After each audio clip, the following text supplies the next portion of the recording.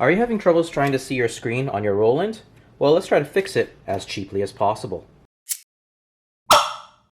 A common issue with these old screens is that they end up delaminating from the circuit board. They're often bonded to the circuit board by a little flex cable, also known as a heat seal connector. And once they delaminate, you'll need to have some fancy equipment towards rebonding it, or just use something to apply pressure to it, hoping that it'll fix the problem. Let's take this thing apart. There's 19 screws in total to unscrew from here, but you only really need to unscrew 18 of the 19. Your best bet really is just to slowly unscrew them one at a time and figure out what are the next steps. I'd say the first 8 to unscrew are the 3 here, and the 2 on the side.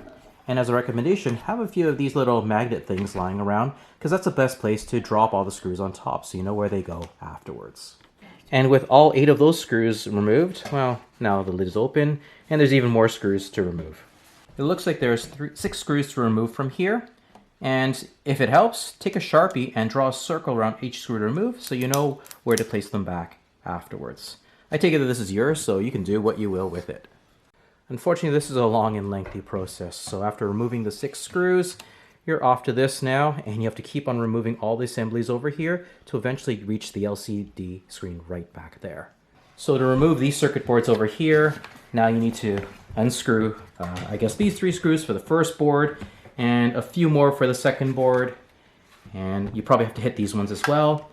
We're almost there. Next thing to do is to remove 4 screws to remove the power supply unit, and then from here, just 2 more screws to get to the LCD circuit board.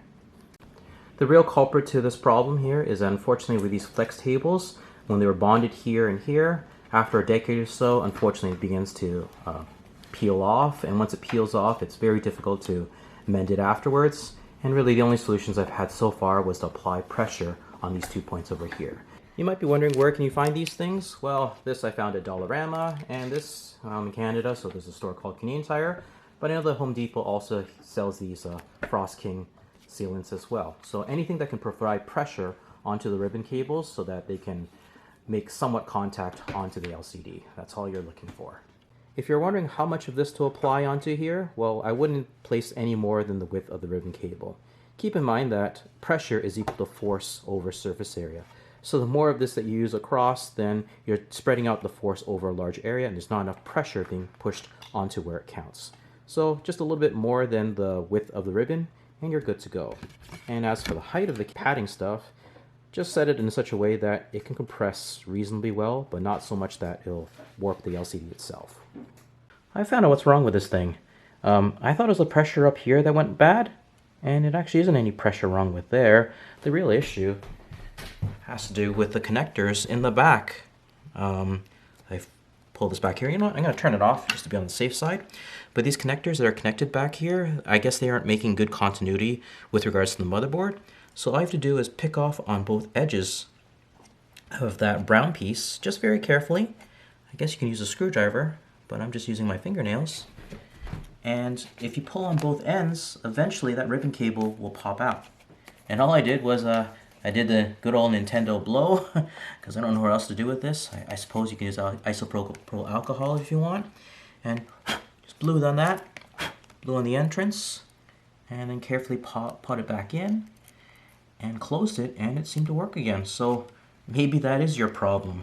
Mind you, to set it up like this, it's rather janky, because as you can see, I put everything back together again, minus the video display, just so that I can figure out what's going on, because I kept on pressing up here, and it didn't seem to be the issue right over here. That wasn't the issue.